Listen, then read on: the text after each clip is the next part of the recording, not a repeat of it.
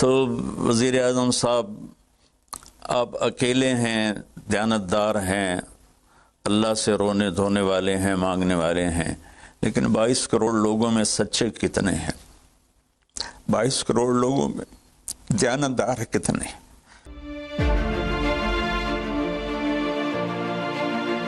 دیکھیے، پہلی چیز تو یہ کہ ٹھیک ہے، بڑی بات ہے مولانا کی کہ انہوں نے یہ یعنی سرنڈر کا لفظ یوز کیا، لیکن میرا سوال تو اس سے زیادہ بڑا تھا کہ انہوں نے 22 کروڑ عوام کے بارے میں بھی ایسی ہی بات کی، اور مجھے حیرانگی ہے کہ وزیر اعظم یہ بات وزیر اعظم نے بھی سنی جن کو لوگوں نے ووٹ دیا۔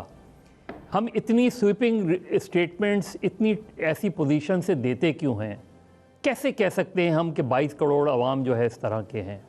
یعنی انہی عوام سے آپ ڈونیشنز بھی مانگ رہے ہیں، انہی عوام پہ مشکلات کا ان کو سامنا ہے، اور ہم ایک سویپنگ ریمارکس دے دیتے ہیں، ایک سویپنگ اسٹیٹمنٹ دے دیتے ہیں کہ جی یہ سب کے سب ایسے ہی ہیں۔ میرا خیال ہے اس چیز پہ بہت زیادہ احتیاط کی ضرورت ہے کہ جب ہم جنرل پبلک کو اس طریقے سے کہتے ہیں، ایڈریس کرتے ہیں، تو وہ مناسب طریقہ نہیں۔ میں کیسے بات کروں؟ میرے دیش میں حیا کو کس نے تار کیا؟ میرے دیش کی بیٹیوں کو کون نچا رہا ہے؟ ان کے کپڑے لباس مختصر کون کروا رہا ہے؟ یہ کس کے گردن میں یہ گناہ ڈالوں؟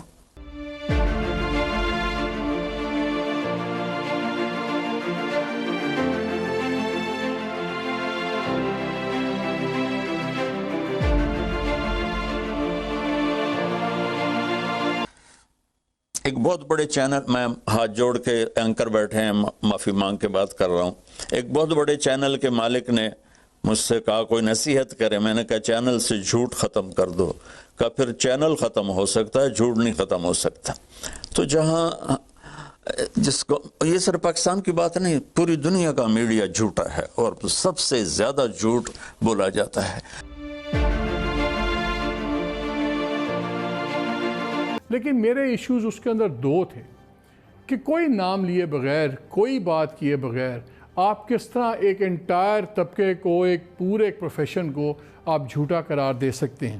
اور یہ بات بڑی سیریس بات ہے، یہ اسلامی تعلیمات کے بھی خلاف ہے، سوشل نارمز کے بھی خلاف۔ لیکن آپ سے بس یہی ریکویسٹ ہے، کیونکہ جب آپ نے یہ بات کی تو وہ ایک چینل پہ بات نہیں کی، اس وقت پاکستان ٹیلی ویژن، اس وقت 7-8 سب سے بڑے چینلز سارے تمام ملٹیپل ٹیلی کاسٹ کر رہے تھے، جس کو کروڑوں لوگ دنیا سے دیکھ رہے تھے۔ آج جو آپ نے میرے سے بات کی، آپ نے جاوید چودھری یا کامران سے بات کی، یہ بڑے ایک لمیٹڈ سرکل تھا۔ وی ہوپ کہ آپ کے جب دوسرے بھی آپ کے ایونیوز ہوں گے، آپ مہربانی سے وہاں پہ بات کلیئر کریں گے، کیونکہ صحافت بھی پاکستان میں ایک فیوریٹ بن گئی ہے، ہر کوئی اس کو رگڑ دیتا ہے۔ جتنی آج سچائی ہے، ہم نے کبھی نہیں دیکھا کسی مولوی اور عالموں کو کسی بڑے سیٹ پہ بات کرتے ہوئے، کسی ویسٹڈ گروپ پہ، یا کبھی ڈیموکریسی اور ڈکٹیٹرشپ کی جنگ ہو۔ صحافی ہی جان اس ملک میں کھو رہے ہیں، اور یہ بڑے بڑے سکینڈل جس کے خاموشی کے کروڑوں مل سکتے ہیں، وہ ننگے کر کے سامنے ساری زندگی کی دشمنیاں پالتے ہیں۔ تو ہمیں مدد چاہیے آپ جیسے لوگوں کی۔ لوگوں نے یہ کہا ہے کہ جو اس ٹیلی تھون کے آخر میں مولانا طارق جمیل صاحب نے دعا کرائی، یقیناً انہوں نے خلوص نیت سے دعا کرائی ہوگی، اس میں انہوں نے میڈیا کے بارے میں کچھ ایسی باتیں کی جس سے غلط فہمی پیدا ہو سکتی ہے، اور کیونکہ وہ دعا کے بعد پروگرام ختم ہو گیا تو میڈیا کے پاس رائٹ نہیں تھا اپنا دفاع کرنے کا یا جواب دینے کا۔ تو میں صرف یہی کہوں گا کہ مولانا طارق جمیل صاحب نے کہا کہ جتنا جھوٹ میڈیا پہ بولا جاتا ہے تو اس کی وجہ سے بھی بڑے مسائل پیدا ہوئے ہیں، یقیناً ہوئے ہوں گے۔ انہوں نے ایک ٹی وی چینل کے مالک کا ذکر کیا، نام نہیں لیا، ان کو اس کا نام بتانا چاہیے تھا۔ تو جو بھی میڈیا پہ بیٹھ کے جھوٹ بولتا ہے اس پر اللہ تعالیٰ کی لعنت، اور مولانا طارق جمیل صاحب سے درخواست ہے کہ آئندہ جب وہ ایسی بات کریں تو نام ضرور لیا کریں۔ سب کے بارے میں غلط فہمی پھیلانا بھی جو ہے وہ ٹھیک نہیں ہے۔ اور انہوں نے آج جو باتیں کی بڑی اچھی بات ہے، یہی باتیں وہ 90s میں جب نواز شریف صاحب وزیر اعظم تھے تو ان کی کابینہ کے اجلاس میں بھی وہ جاتے تھے، وہاں پر بھی وہ اسی طرح خضوع و خشوع سے باتیں کرتے تھے، اور وہ نواز شریف صاحب کے بارے میں بھی وہی باتیں کرتے تھے جو آج کل وہ عمران خان صاحب کے بارے میں کر رہے ہیں۔ میں اس پہ زیادہ بات نہیں کرتا، ہم ان کا بڑا احترام کرتے ہیں، لیکن کیونکہ انہوں نے ایک ایسی بات کی ہے کہ جس سے میڈیا کے بارے میں کچھ سوالات پیدا ہوئے ہیں، تو ہم بھی اس کا جواب دینے کا رائٹ رکھتے ہیں۔ جس نے بھی جھوٹ بولا ہے میڈیا پر، اس پر اللہ تعالیٰ کی لعنت، اور مولانا طارق جمیل صاحب پہ واجب ہے کہ جس چینل کے مالک کا نام لیا انہوں نے کہ وہ کہتا ہے کہ چینل پر اگر جھوٹ نہ بولے تو چینل نہیں چل سکتا، تو یہ ایک بہت بڑی بات ہے، اس کا ان کو نام لینا چاہیے، اور یہ ان کا ایک مذہبی فریضہ ہے کہ ایسے شخص کا نام قوم کے سامنے لے کے آئیں۔ لیکن مولانا صاحب آپ کی بڑی مہربانی کہ آپ معذرت کر رہے ہیں، لیکن آپ نے ہم سے معذرت کی نا، لیکن ہم تو اتنے اہم لوگ نہیں ہیں۔ آپ نے کہا کہ پوری قوم جو ہے وہ جھوٹ بولتی ہے، جھوٹے لوگ ہیں، اور میڈیا پہ ایک مالک جو ہے ایک ٹی وی چینل کا، اس نے کہا کہ اگر میں نے جھوٹ ختم کر دیا تو پھر میڈیا ہی ختم ہو جائے گا۔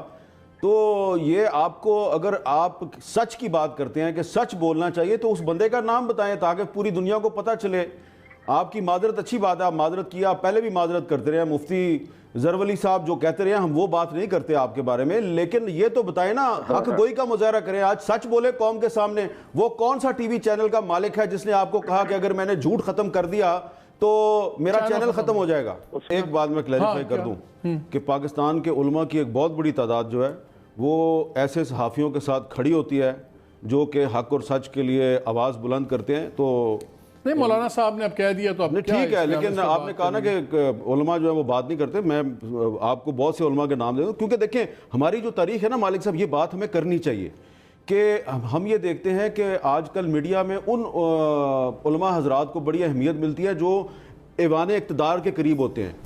ہمارے پاکستان میں اکثریت کن کی ہے؟ حنفیوں کی ہے نا، نہیں، امام ابو حنیفہ کو ماننے والوں کی ہے نا۔